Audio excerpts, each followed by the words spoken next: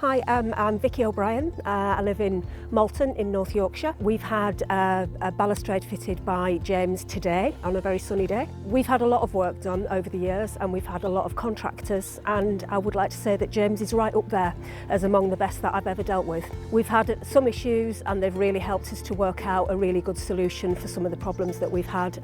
Not their fault, it has to be said. It was absolutely not down to them. It was about the site that they were working in.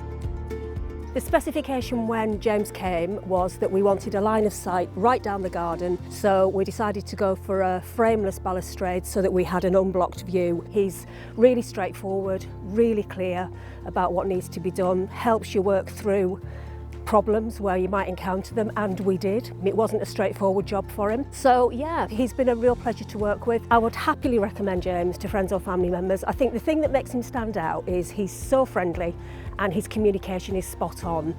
If you haven't got time to chase people and you want a good quality job for a fair price, then you know I would go with James. He's great.